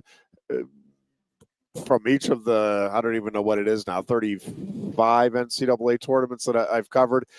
I think every year on Saturday, I make the comment about it is unbelievable if you walk around and you're looking at these guys up close and you're seeing their faces and their body, like they all have cuts, bruises, black eyes, arms that are taped up, slings. Nobody comes out of that 3 days without just looking fresh as a daisy. It's just not possible. It is too physically demanding. It's just not possible to take on guys at that caliber, 5 matches or more over a 3-day period and not have some physical signs of, oh yeah, you were in a battle. Yeah. I mean, you should come up to the suites that we in the last 6 or 7 years. By Saturday, we're done. We've done a lot of work. We've beaten ourselves to death. Our livers are pulsating. There's some abdomen work going on. I know that you're I'll give you a little life story on myself, and that was when I was coaching college football Division III level. I always made a thing of it to I told the coach, I said, listen, I said, and I mentioned this the other day when me and Landon did a show at the Cigar Den, Tony's Cigar Den. I meant to mention, like, I'm not a 24/7 football guy. I can't do it. That's not how I'm. Like, I need time to step away, gather up, think about what I'm doing, and this and that, and I'm that much better the next day. Whereas if it's like you just grind through 7 straight days, they all running together, and that was not me. I never worked well that way. I've always needed that little time off to just to do my own thing, get away, even if it's just sitting on the couch watching football on a Sunday afternoon, having a few beers, but I'm thinking about the game, whereas I'm not in the office living it, dying, and everything on all that. It's just not how I'm made up personally, and you can see where guys do get ground down because of that. But no doubt. Like we talked about, it's a new coaching, it's a new world out there. There are new athletes out there. Now, I also talked in the show, the athletes nowadays are so much farther ahead than when we were 18 years old. I mean, I know we're going to go to a break here, so we come back to it and we'll talk. I mean, it's just like, you talk to these kids on a wrestling team and, you've talked a lot. Like, these guys have known each other since they've been 6 or 7 years old sometimes, and they wrestle each other. When you and I were in college, I mean, you may not see that guy. You've heard about him, and you might go at your freshman year against a guy you have never wrestled before, where a guy like Srirachi has wrestled a guy he's wrestled his freshman year 6 times in his life. So no, yes, and they are much more attuned for, all right, this is what I need to do to prepare physically and even mentally now. I mean, there's high schools that have their own sports psychologists that are working with the teams. Certainly from a nutritional standpoint, knowing what things work to store energy and to build up so that you can, again, compete at your highest level. I mean, it's light years ahead of where we were in the absolutely it is.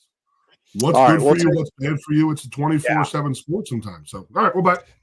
Yep, take a break here. We're back with a final wrap here on a Thursday afternoon. It is the Lion Country Kia Goon and Ironhead show here on Sports Radio 98.7 The Fox. Coast into fall with a new Kia from Lion Country Kia. Right now, get a 24 Kia Seltos for 5.25% APR for up to 48 months. A new Sportage plug-in hybrid at 0.9% APR. Check out our 23 Sorrento hybrid for as low as 4.5% APR. And don't forget, all 2023 and 2024 Kias come with a 10-year, 100,000-mile limited warranty. Stop in and meet with one of our sales experts today and coast into fall at Lion Country Kia. We want to see you in a Kia.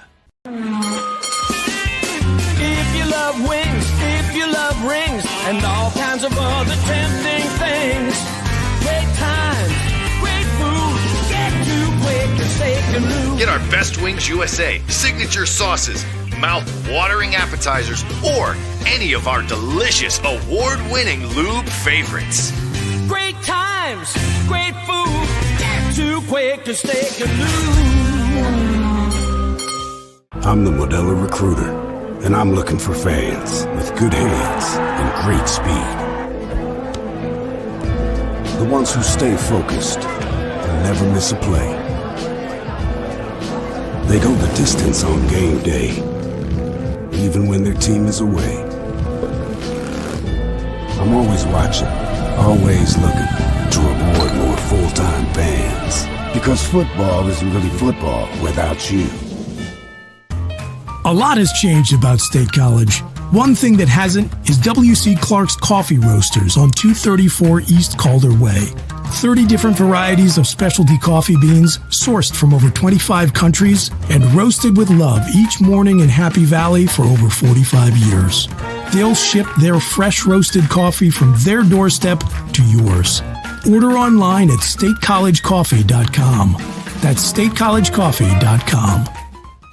Two of the top names in local printing have combined to serve you better. King Printing of State College has merged with theprinters.com, forming one of the 400 largest printers in America. Combining traditional offset printing and digital workflow techniques, theprinters.com can print, assemble, package, and ship to anywhere in the world, all with the same high quality customers have known and trusted for over 50 years. Buy local and save. Get started today at theprinters.com. Lusk & Associates Sotheby's International Realty proudly presents the introduction of our new State College office at 314 South Borough Street in State College. At Sotheby's International Realty, we advertise locally, nationally, and internationally, bringing the best of advertising and promotion to each and every one of our properties, big or small. Call now. With a Timber Kids savings account, you can start to save money, earn prizes, and teach your kids the value of savings. It's easy as 1, 2, 3. Building futures is what we do at TFCU. You really need to belong to a credit union. You belong at TFCU, Timberland Federal Credit Union, a credit union you can grow with. Get up and get going with the Happy Valleys 98.7 The Fox. The Goon and Ironhead. And we are back. One final segment here on a Thursday afternoon. And couple of quick programming notes. Jed Donahue's a little under the weather, and so we will go to Fox Sports here at 4 o'clock. No Jed show this week because of, I also had a funeral he had to attend. It's been a rough week for Jed. He is shooting to be back on Saturday morning, and if so, we'll have about an hour of his show on Saturday before we resume our high school wrestling coverage of the Southwest Regional Tournament for AA. But again, no Jed Donahue show today, so we'll join Fox Sports here at the top of the hour. And again, we will have live coverage of the AA Regional for the 3 Center County schools, Penns Valley, Bald Eagle area, and Phillipsburg, Osceola, with wrestlers competing starting tomorrow afternoon. About 4:15, we'll join the Browns from 4 to 4:15 we'll preview a little bit of the weekend sports scene tomorrow for you. And then we will have complete coverage of the PIAA State Wrestling Championships, AA, AAA, girls wrestling. We'll have all of it for you. Todd and Norm are going to be resting their vocal cords very much between Sunday and Wednesday, and then on Thursday next week, again, they'll have live coverage from Hershey of the PIAA State Wrestling Championships, and we will have all of that coverage for you here on Sports Radio 98.7 The Fox. And a huge thank you to our sponsors of our postseason wrestling coverage. If you are a business owner or you have an ear of a business owner and would like to see your business support and get involved with the local high school sports coverage, you can reach out to me. You can just give my cell phone a call, 814-441-0434. We have affordable packages, and I promise you, we are going to deliver customers. The high school fans, a lot of parents, a lot of relatives, a lot of grandparents, they appreciate the coverage, and they appreciate the sponsors who bring that coverage. So if you want to get your business in front of a very attentive, receptive audience, again, you can give me a call, 814-441-0434. As we head into the weekend, Penn State basketball, again, final home game of the season will be Saturday against Maryland, noon tip-off at the Bryce Jordan Center. And Goon, forgetting everything else for a second and whether or not they get into the postseason here in any way, shape, or form or not, boy, you sure would like to see this team this year at least get that kind of last special moment at home. And you would like to see a good crowd come out and support them and be there to try to send these seniors off in hopefully winning style. Yep. No, men's and women's was Saturday afternoon is the last home game. So, yeah, you definitely want. I mean, listen, you're a Mike guy. You're a Mike Rhodes guy. I'm a Mike Rhodes guy too. So I know that what Mike can do as a coach. So he will, like, we're talking about how you got to step back and how you coach and stuff like that, how you recruit, the players you're going to recruit. No one is going to outwork Mike Rhodes this offseason. Yep. This was a stain on his record, in my opinion. He's very, very upset about it, I'm sure. I'm going to tell you the finish thing is a big thing. It's, I mean, we had some stuff in 92 where Joe was, we started workouts real quick after the season because, no one likes to lose a bowl game. No one likes to have a bad season. It's a miserable experience, but you're going to work through it. I know that's how Mike will work through it. He will work his guys through it. But he's also smart. We're talking about how, a segment ago, talking about how new coaches, they don't bury their guys. They don't destroy this team. But we're talking about off season, and Mike's going to go out there and he's going to get the best team that he could possibly get for this university next year. And I have no doubts or qualms, any kind of question about that whatsoever.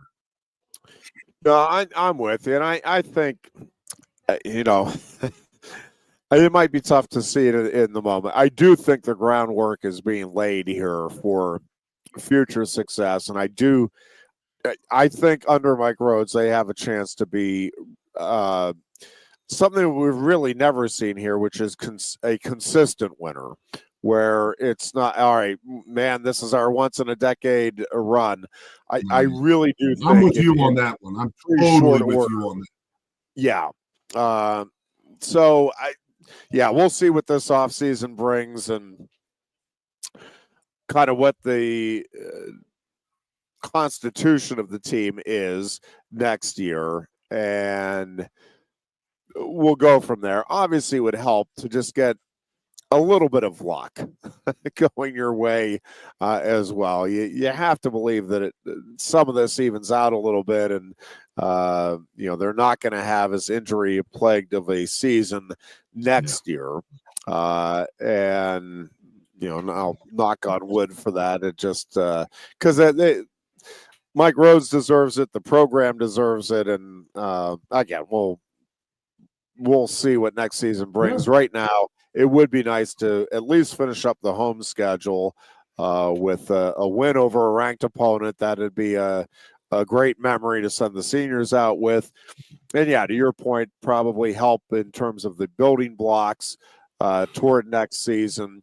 And, the one thing you do have to clearly see is that this team is battling. It is not giving up on the season or on each other. And even in the loss at Indiana last night, you saw that. I mean, this team was right there against a team that is playing its best basketball of the season, a really good team that is playing as though its NCAA tournament life depends on it, in large part because its NCAA tournament life depends on it and how it finishes. And they are responding, though Indiana is. And that is a always tough environment. And Goon, I thought they handled that part of it very well. The Ace Baldwin thing was its kind of own storyline, but really, as you said, I mean, Ace responded well to it, and I think the team as a whole responded well to it.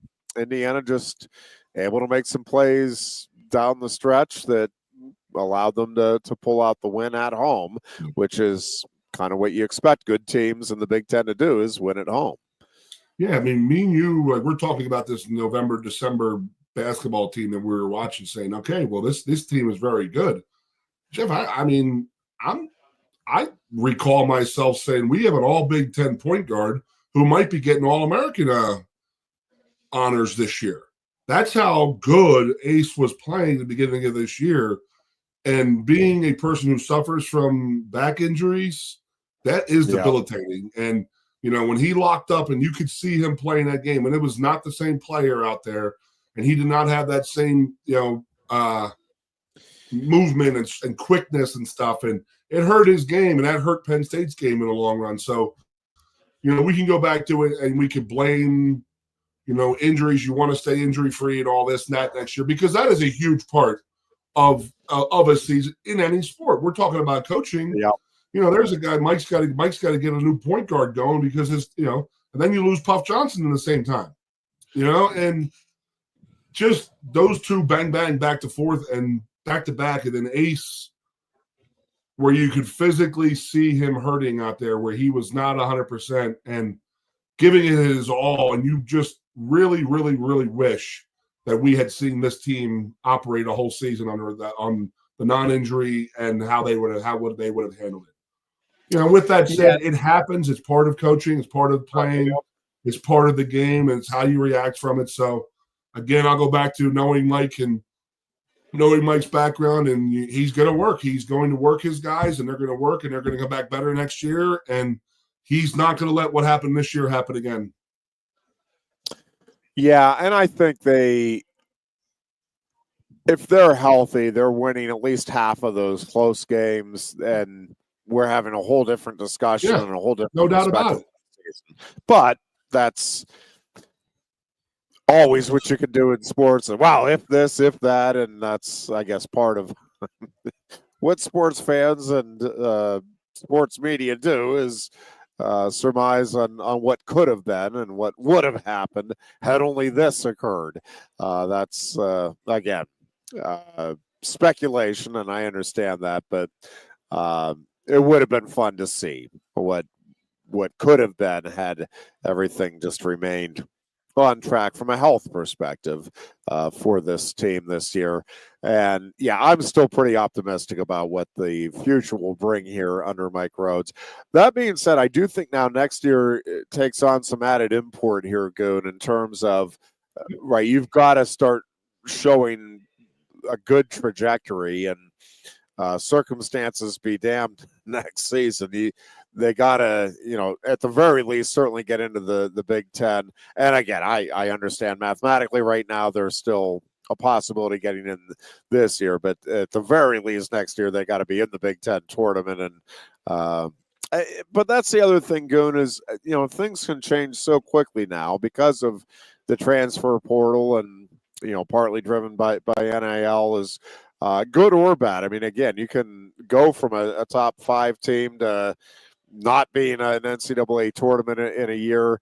And I mean, to some degree, I guess this is always the case, but it just is enhanced and magnified the degree to which you can do it. But I think on the other perspective, from Penn State's perspective, also, man, if you go out and get the right player or two in the transfer portal to go with a good freshman class, and you're bringing back a guy like Yannick and Peter Hauser, build from what you have too. Yeah, I mean, all of a sudden, it's like, right there. So, yeah, this is going to be, and again, I guess we're going to be saying this every offseason. It's going to be a fascinating offseason, and it is. Probably everyone for the foreseeable future is because of that. Because, who's going to stay? Who are the new faces we're going to be able to bring in? And again, that's just, I guess, the world of college athletics mirroring what we see in the pros, where that is part of the equation every year as well. Which free agents are we going to be able to keep? Which free agents are we going to be able to sign from other teams, and all of that. So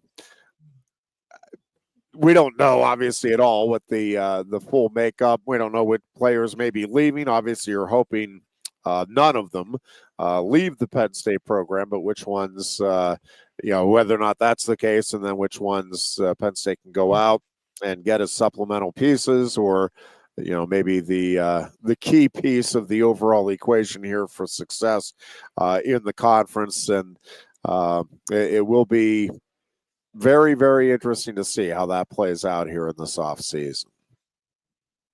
Very much so.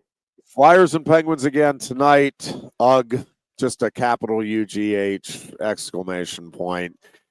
Just been very, very frustrating for those of us that are Penguins fans. Well, welcome to my world, buddy.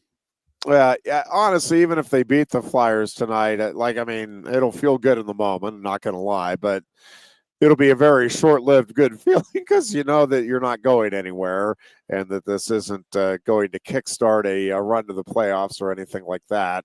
And so, again, you'll take the momentary moment of joy and I don't know what you're going to do with it. Just, I guess. Now imagine having a team that you love, i.e. my Flyers, and I don't like the coach.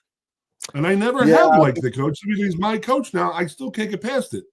Yeah, I at least do like Mike Sullivan, but it is tough right now because it used to be, even if, all right, well, your hockey team wasn't doing well, you knew baseball was just around the corner, and now baseball's not doing well. All right, football's around the corner. Right now, not much optimism for any of the 3 pro sports franchises in Pittsburgh. So from a professional sports standpoint, it's just tough right now. Now, college sports, lots of excitement and lots to look forward to. Goon, regardless of how tonight's game goes, I hope you have a great weekend, and we will talk to you next Tuesday. You got it, buddy. Be good. Let's go Penn State. Let's go. Take care of those Gophers, eh? Yeah, let's do it. That goes for all of you out there as well. Enjoy your weekend, and we will talk to you Tuesday. Until then, be good and be safe. Coast into fall with a new Kia from Lion Country Kia. Right now, get a 24 Kia Seltos for 5.25% APR for up to 48 months. A new Sportage plug-in hybrid at 0.9% APR. Check out our 23 Sorrento hybrid for as low as 4.5% APR. And don't forget, all 2023 and 2024 Kias come with a 10-year, 100,000-mile limited warranty. Stop in and meet with one of our sales experts today and coast into fall at Lion Country Kia. We want to see you in a Kia. If you love wings, if you love rings, and all kinds of other tempting things, great times, great food, get to Quaker Steak Lube. Get our Best Wings USA, signature sauces, mouth-watering appetizers, or any of our delicious award-winning lube favorites. Great times, great food, get to Quaker Steak Lube. I'm the Modelo Recruiter, and I'm looking for fans with good hands and great speed. The ones who stay focused and never miss a play. They go the distance on game day, even when their team is away.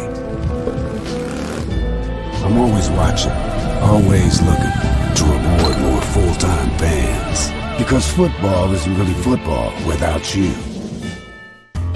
A lot has changed about State College. One thing that hasn't is W.C. Clark's Coffee Roasters on 234 East Calder Way. 30 different varieties of specialty coffee beans sourced from over 25 countries and roasted with love each morning in Happy Valley for over 45 years. They'll ship their fresh roasted coffee from their doorstep to yours. Order online at statecollegecoffee.com. That's statecollegecoffee.com. Two of the top names in local printing have combined to serve you better. King Printing of State College has merged with theprinters.com, forming one of the 400 largest printers in America. Combining traditional offset printing and digital workflow techniques, theprinters.com can print, assemble, package, and ship to anywhere in the world, all with the same high quality customers have known and trusted for over 50 years. Buy local and save. Get started today at theprinters.com. Lusk & Associates Sotheby's International Realty proudly presents the introduction of our new State College office at 314 South Borough Street in State College. At Sotheby's International Realty, we advertise locally, nationally, and internationally, bringing the best of advertising and promotion to each and every one of our properties, big or small. Call now. With a Timber Kids savings account, you can start to save money, earn prizes, and teach your kids the value of savings. It's easy as 1, 2, 3. Building futures is what we do at TFCU. You really need to belong to a credit union. You belong at TFCU, Timberland Federal Credit Union, a credit union you can grow with. WFXS, once again, the Fox, your sports radio. Broadcasting live, loud and proud from Central PA's Sports Authority, WFXS America. 98.7, the Fox State College, the Goon and Ironhead.